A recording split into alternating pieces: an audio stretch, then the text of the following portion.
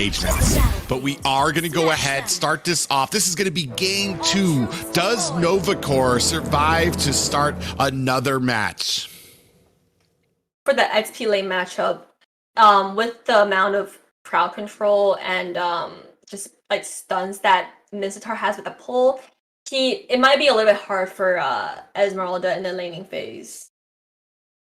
It's actually a very interesting matchup for that side. I'm not even really sure who wins that. I'm assuming Esmeralda will probably win the early game. It's really going to come down to these team fights. Cloak actually going to have to disengage there. Does get caught out by Chow Poppy and down to half health, so we're not going to see an early rotation from him. It's like Mrs. Hardy really needs to at least hit level 2 or level 3 to fight with Esme, because right now we see Esme was able to kind of push Mizzitar in the turret and kind of freeze the lane a little bit in the early game matchup because Mizzitar was still level 1 at that point. Yeah, and we see Totnak pretty deep into NovaCore's jungle here, basically enforcing his will there, is coming behind Seth there, and I think he knows it. We are going to have a gank here. Chow Poppy is setting up. Savior coming in there. Is it going to be enough? Seth trying his best, but there is a Kai able to get away!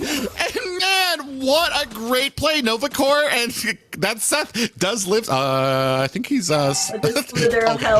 missed, missed that teleport there, but he is going to go ahead and get back to base there, and just a great play on him not getting caught out there. Very close. He was positioned that closer towards his base, so he was able to kind of go back and retreat, have a close retreat path already ready for him. And right now, both teams are doing very well in the aggression, and turtle fight is coming right now. Yeah, we see Azazel coming in here, does come down with that falling star moon. Futaba is able to pick it up and does get the kill onto Liquid Power. Might be in a bad way here. Sid trying to disengage, but getting slowed down as the rest of Lunastra is in chase here. And man, I mean, NovaCore still having a little bit of issues with these sets for these objectives. I mean, Atlas needs to at least reach level 4 to make a huge presence on early game. Especially Atlas is kind of squishy in the early game, and he did not reach his level 4. Does not have the fatal links yet. So in that contest, it was hard for Belmont to he was not in a good position to contest for that turtle. Yeah, we do see Totnak coming in with the heavy spin. Seth is going to be able to wisely get out of there, but caught by the umbrella. Oh my god, what? Goes down. I think is that magic worship? Yeah, it was. That took down Claude. Unfortunately for him, Sid and Ash are going to come in here to try to provide a little bit of support for this lane. And Sid goes ahead and picks up that gold minion. In the early game, already see how much damage Irithyll does.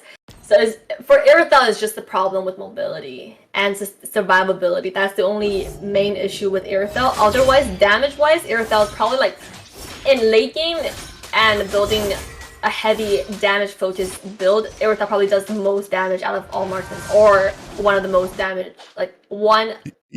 Yeah.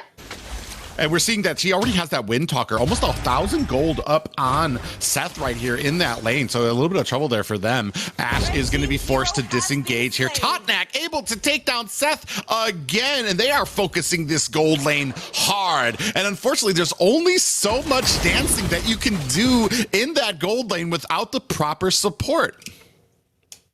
It's not really, he's not on the bottom lane enough to support this Claude. And for Lunastra, they continuously gank this Claude since the early game, even before this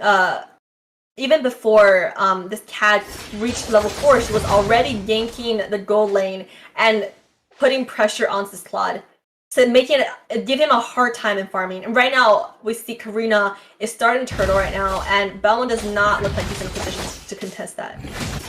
Yeah, and it looks like they are going to go ahead and try to focus this bottom one, but you just gave up a turtle. There needs to be some value from it. And look at Karina already just going to go ahead, get in there, take that red. Ash is not going to be able to do much here right now. We do see that feathered airstrike coming down, putting a little bit of damage onto Totnak here. But man, I mean, I feel like sometimes if you're going to give up turtle, you need to kind of make something happen there. And that might not just be NovaCore. That might have been a little bit of Lunastra there. You did see that Savior was way back on that tower, kind of read the position, read that there was nobody else from the enemy team at that turtle, and knew that there was a gank incoming from somewhere. Yeah, for sure. So when you are, especially if you're not too far behind in gold, they are right now. They're looking at a 3,000 gold difference. But when you're not that far ahead, far behind, you always want to look for a trade. You don't want to give anything away for free to the other side. Yeah, NACT does go down there, does activate that Fatal Links onto Savior with that Feather Airstrike coming down, but it's not going to be enough. And we do see that Ashe did get pinned against the wall and does get taken down. NACT does get down as well. Sid with that spin. Umbrella damage from Chow Poppy. Man, I feel like as we move later into this game, Chow Poppy is going to become an absolute menace here. For sure. With the CAD, I think CAD counters Farza a little bit if you're able to position well enough to catch her with that ultimate, and does provide a lot of crowd control towards the late game. But I really want to see what you were talking about earlier with the Minstatar and the Atlas combination. If they're able to find some way to make a synergy and make some plays happen for NovaCore. Yeah, unfortunately, it seems like it was good on paper. Ashe is getting frozen here, is going to be taken down by Futaba with that Feather Airstrike, trying to support him, but it is not enough. We do see, man, Esmeralda down at the bottom of Azazel is going to be pushing into this tower, but Claude is going to come ahead and try to counter that. We do see that the turtle is up. It is going to be starting up at the top tower. Futaba does go down. Minstatar really low, and the flicker. Chow Poppy is going to be able to go in there with that yin yang overturn and take him down. And sadly, what we're seeing right now is Liquid Power just having trouble trying to, I mean, it was good on paper, but the execution is they're having a lot of trouble kind of applying that against Lunastra. For sure, and even though it was more like a one-for-one trade, they were able to get down a tower up on top lane, although nobody's taking the turtle yet right now. Yeah, and I have to say, yeah. That turtle is being started on here by Sid, and a lot of damage coming in here onto NACT, who's just basically running through the entire team. Heavy spin is taken down onto Ashe, taken down quickly. Futaba is latched onto Seth, able to take him down with that Shadow Assault, and right now it does look like Futaba's going to have to disengage here, but that is 2 kills picked up for Futaba on that Karina. Looking scary for NovaCore right now. If you're letting this Irithel pretty much farm freely, taking out, just pushing down the objectives and getting that gold towards late game, is going to be very scary for NovaCore to react to towards late game. Yeah, and we do see from the items right now that Windtalker and Scarlet Phantom has already been picked up by the Irithel. Claude has only gotten his Demon Hunter sword right now, so he is a little bit behind. But right now the story is going to be about Futaba, who is already picking, he's already just going for damage. He's not even really trying to go for a little bit more, or he's already got enough damage, so he's going to be going for defense. Has picked up that Dreadnought armor, so he is super tanky right now, even at this point in the game when we've seen that tanky Karina's not as favored, but I think they're far enough ahead that Futaba is feeling a little bit more comfortable on this, as we do have minions crashing down at the bottom tower. Seen Kai every heavy spin so far. He's landed most, if not all of his heavy spin, and was able to at least successfully pin down one person from NovaCore.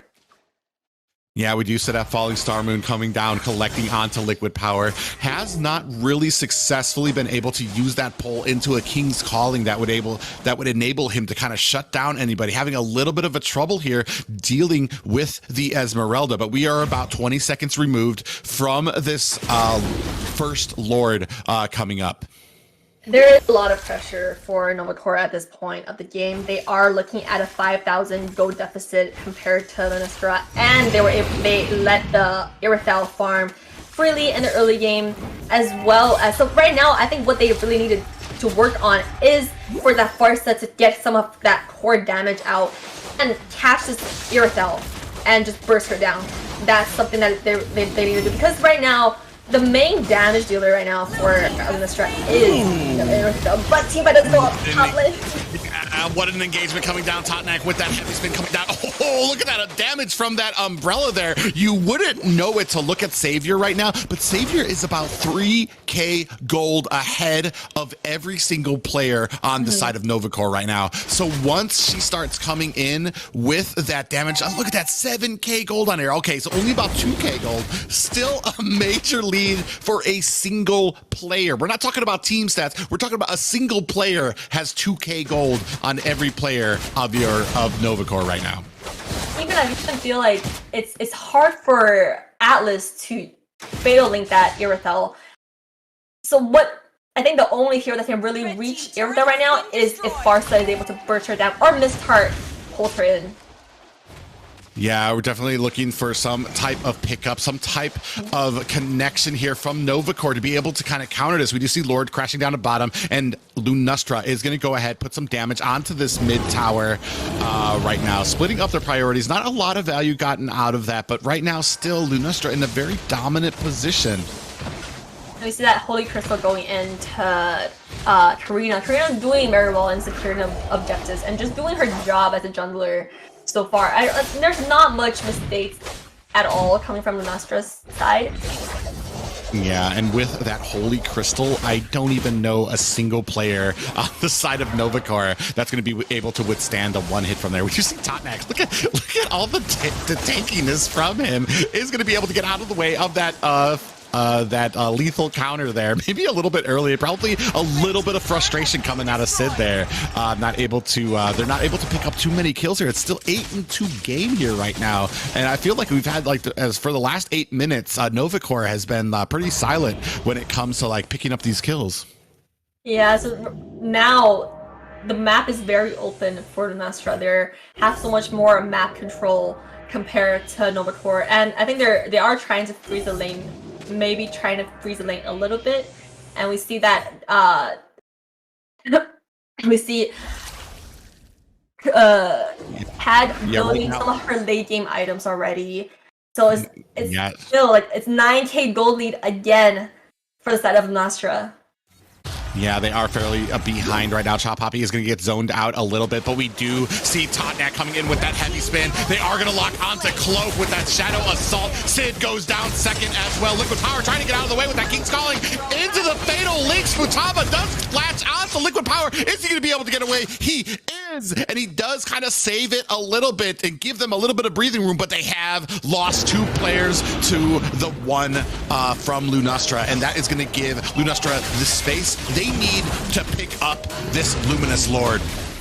And I'm not expecting NovaCore to even think about contesting this right now. Maybe all they need to do is kind of try to clear up the waves and do their best to defend as much as possible and catch Lockguard. But we do see a Kai going in.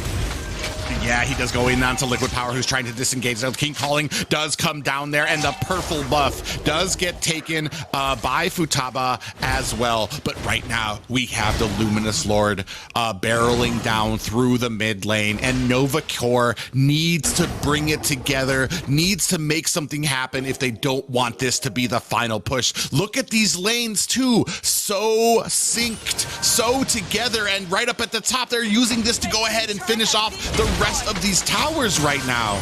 And we do see Luminous Lord crashing into the mid tower. That one is going to go down. Oh, a little bit, just a tiny bit of health left up there with that Fatal Links coming down. And we do see Seth with that Claude and that Blazing Duet coming down. Azazel does go down, followed quickly behind by Liquid Power. So right now it is a 1-for-2 trade. Futaba coming in after Ash. Sin goes down next. Seth is down. This might be it for NovaCore. We have our top 16 teams for the North American Challenger Tournament, and Lunastra is one of them.